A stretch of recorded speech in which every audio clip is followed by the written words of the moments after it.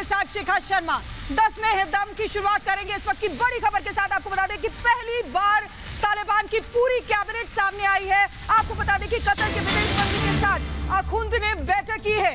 अनस हक्कानी और खलील हक्कानी भी नजर आए हैं और साथ ही साथ आपको बता दें कि ये जो बैठक हुई है ये अफगानिस्तान के राष्ट्रपति भवन में हुई है।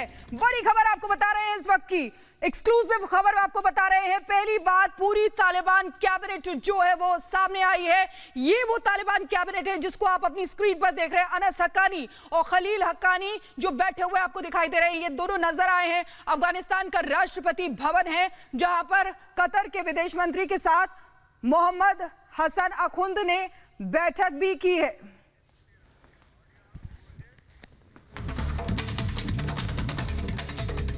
और तालिबान की अगर बात करें तो तालिबान ने पूरे अफगानिस्तान पर भले ही कब्जा कर लिया है, लेकिन पंजशीर अभी भी उसके लिए नासूर बना हुआ है। पंजशीर से अभी ताजा तस्वीरें जो आई हैं उन्होंने तालिबान को बेचैन कर दिया है, क्योंकि इन ताजा तस्वीरों में मसूद के सुपर कमांडोज दिखाई दे रहे हैं।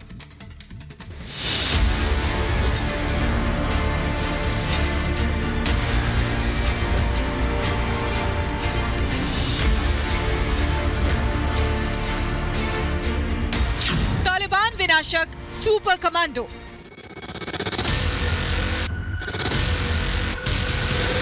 मसूद के सुपर कमांडर देखो तालिबान ध्यान से। टीवी पर पहली बार मसूद के सुपर कमांडो एक साथ। ये तस्वीरें ध्यान से देखिए, ये सिर्फ तस्वीरें नहीं, तालिबान की तबाही का पैगाम है। बरादर की बर्बादी का बिगुल है, अखुंदजादा के अंत की आवाज है। ये तालिबान के उस मुगालते को मसलने वाली तस्वीरें हैं जो मुगालता तालिबान पंजशीर को अपने पंजे में जकड़ने के लिए पाले हुए था। इन तस्वीरों को देखकर तालिबान का दिमाग चकराना तय है, क्योंकि मसूद के वो महायोद्धा हैं जिन्होंने हर मोर्चे पर तालिबान को पानी पिलाया है, पंजशीर की दहलीज पर धूल चटाई है। पंजशीर के लड़ाके मोर्चे पर डटे हैं। मसूद के लड़ाके साले रेगिस्तानी की ताजा तस्वीर सामने आई है, जिसमें वो दूसरे लड़ाकों के साथ मोर्चा संभाले हुए हैं और तालिबान की बर्बादी की गाथा लिख रहे हैं। रेगिस्तानी के अलावा मसूद के कमांडर हामिद सैफी की भी तस्वीर मोर्चे से सामने आई है। तालिबान ने पंजशीर को 4 दिन में जीतने का दावा किया था, लेकिन 22 दिन से ज्यादा हो चुके हैं। तालिबान मुंह की खाता नजर आ रहा है। मसूद के लड़ाकों ने तालिबान का रास्ता रोक दिया है और अब इन तस्वीरों को देखकर तालिबान का सदमे में जाना तय है। Bureau report, Republic Bharat.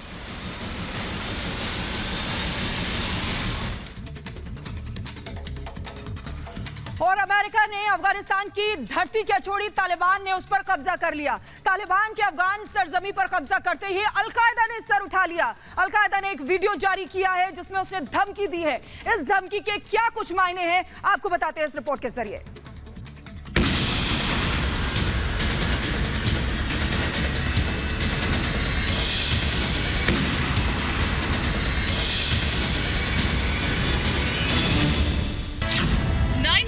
बरसी पर सामने आया अल जवाहिरी। तालिबान की मदद से 9/11 पार्ट 2 की तैयारी।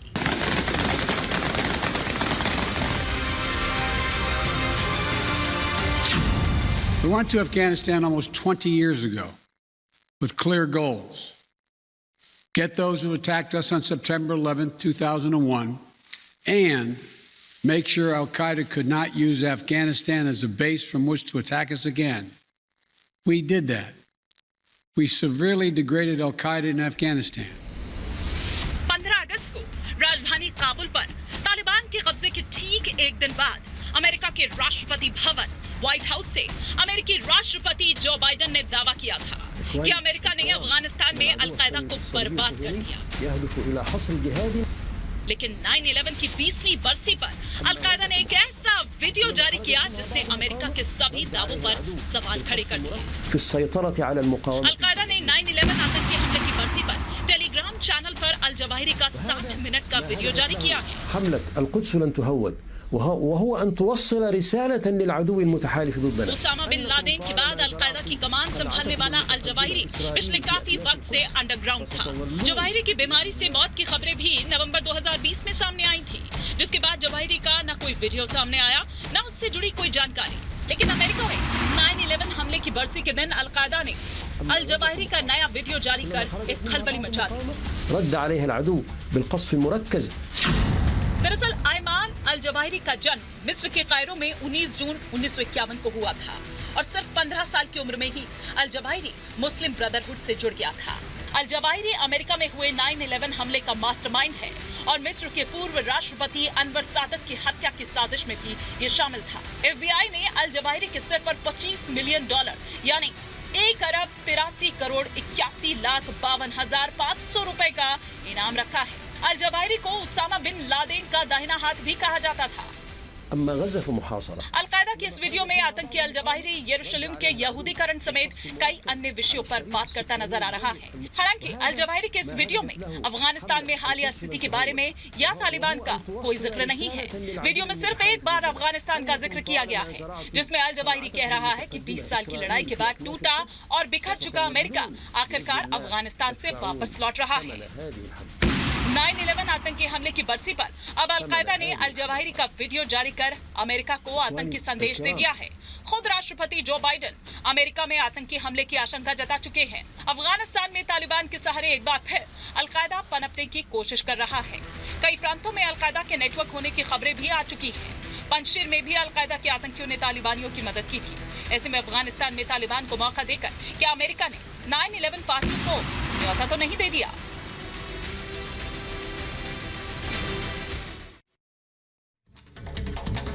और अमेरिका के पूर्व राष्ट्रपति डोनाल्ड ट्रंप जो बाइडेन की आलोचना का कोई भी मौका नहीं छोड़ते हैं। 9/11 हमलों की 20वीं बरसी के मौके पर भी डोनाल्ड ट्रंप जो बाइडेन को कोसते हुए नजर आए, निशाना साधते हुए नजर आए। उन्होंने कहा सेना को वापस बुलाने का फैसला पूरी तरीके से गलत था।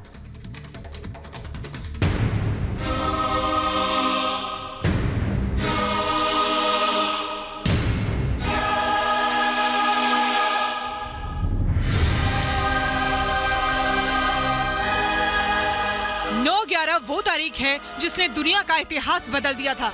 मुट्ठी भर आतंकवादियों ने सदी की सबसे ताकतवर मुल्क के सीने पर चढ़कर कोहराम की दास्तान लिखी।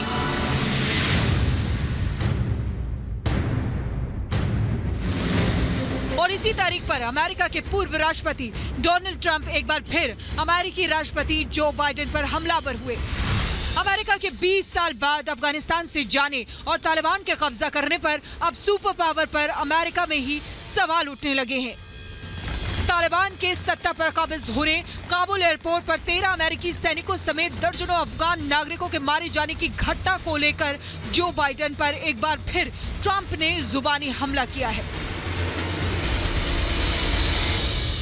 But they didn't say what happened in the last week. We surrendered. And we can't let that happen. Because that's a stain on our country that's worse than any stain we've ever had before. It's an embarrassment. Trump यही नहीं रुके, उन्होंने अफगानिस्तान से अमेरिकी सैनिकों को वापस बुलाने के जो बाइडेन के फैसले को गलत बताया। साथ ही अफगानिस्तान में तालिबानी राज के लिए जो बाइडेन को ही जिम्मेदार ठहराया। Whoever thought of this, a 5-year-old would have said the military goes out last, and that's what they wanted. They couldn't believe they were leaving. We flee Afghanistan. You know, that's why I'm saying, what timing, what horrible timing. The 20th anniversary, we could have stayed there for 1 month or 3 years. They weren't going to be able to do anything, but they left. And when they left, there was a vacuum. And then they came in and filled the vacuum. Trump ने साफ कहा है कि 1 महीने की जगह 3 साल लगाकर जो बाइडेन अफगानिस्तान में अमेरिकी सैनिकों को रोक सकते थे और ऐसा न करना अब अमेरिका के लिए नासूर बनता जा रहा है, क्योंकि अमेरिका पर फिर से 9/11 जैसे बड़े आतंकी हमले की आशंका जताई जा रही है। और इसका कारण है अफगान की सरजमी पर फिर से कई आतंकी संगठनों के जिंदा होने की खबर, जिसमें से अलकायदा भी एक है। और ऐसे में अलकायदा के टॉप कमांडर का वीडियो आना इस शक को और भी पुख्ता करता है। Bureau report, Republic Bharat. और अब बात क्वाड की। तालिबान का दोस्त चीन अब भारत के दोस्तों से डरने लगा है। चीन ने क्वाड की तुलना नाटो से कर दी है। चीन को डर है कि क्वाड का गठन जो हुआ है वो चीन के पर ना कतर दे, और भारत ने भी इस पर करारा जवाब दिया है।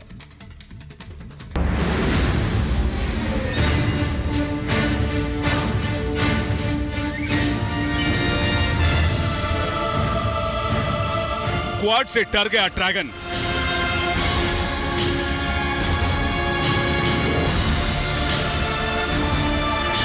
भारत की घेरेबंदी से चीन की उड़ी नींद। दुनिया भर में अपने विस्तारवाद नीतियों के लिए बदनाम चीन को अब डर लगने लगा, और ड्रैगन के इस डर की वजह है क्वाड। 4 देशों का एक ऐसा समूह जिसमें भारत के साथ अमेरिका, ऑस्ट्रेलिया, जापान शामिल हैं। क्वाड शब्द क्वाड्रिलेटरल सुरक्षा वार्ता के क्वाड्रिलेटरल शब्द चतुर्भुज से लिया गया है। क्वाड ग्रुप बनाने का आइडिया जापान के पूर्व प्रधानमंत्री शिंजो आबे का था, जिन्होंने साल 2006 से 7 के बीच इस समूह की नींव रखी। अब इसी क्वाड से चीन को डर लगने लगा है। चीन शुरू से ही क्वाड को 4 विरोधी देशों का समूह मानता रहा है। उसे लगता है कि क्वाड के 4 देश उसकी बढ़ती ताकत के खिलाफ गुटबाजी कर रहे हैं।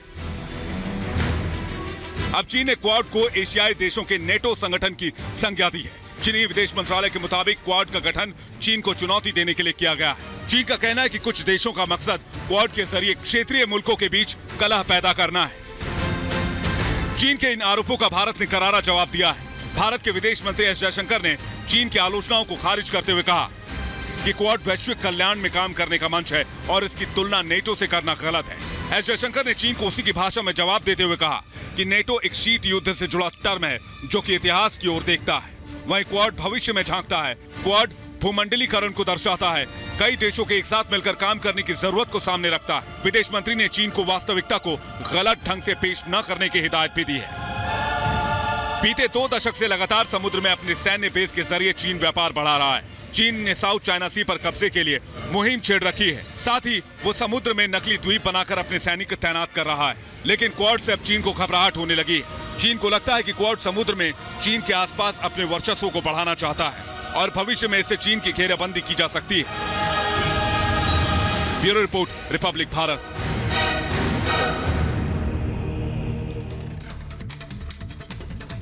और ताजिकिस्तान में अफगानी राजदूत ने एक बहुत बड़ा खुलासा किया है। खुलासा भी ऐसा जिसे पाकिस्तान हमेशा से ही झुठलाता आया है, लेकिन अफगानी राजदूत के इस खुलासे से साफ हो रहा है कि पाकिस्तान तालिबान का रहनुमा रहा है। क्या है ये खुलासा, आइए आपको दिखाते हैं।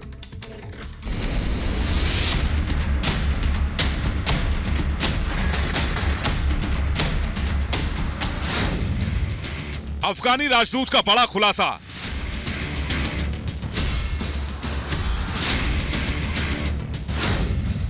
तालिबान को पाकिस्तान ने पाला।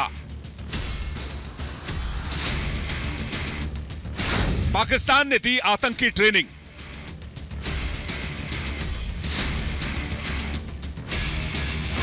तालिबान एक आतंकी संगठन।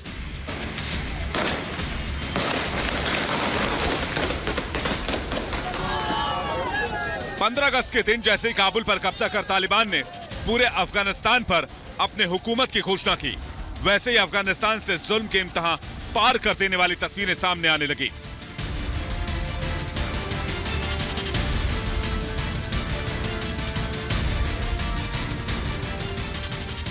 यह बात जग जाहिर हो गई कि आतंकी संगठन पाकिस्तान की सरजमी पर ही फलते फूलते और खूनी खेल की गंदी साजिश रचते हैं। इस बात से भले ही पाकिस्तान कितना भी इनकार कर ले, तालिबान का साथ देने के नित नए सबूत सामने आते रहते हैं, और जो खुलासा इस बार हुआ है वो पाकिस्तान के झूठे दावे की बखिया उधेड़ रही है।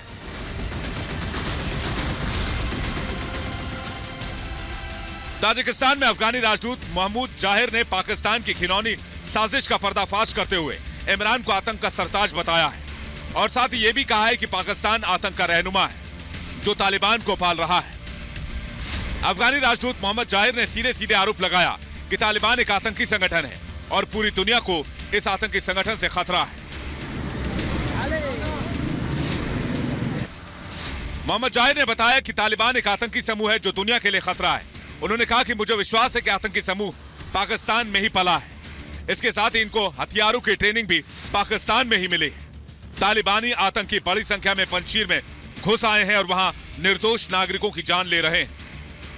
من فکر میکنم که واقعیت حرفی است که گروه‌های تروریستی در پاکستان تارگت شدن.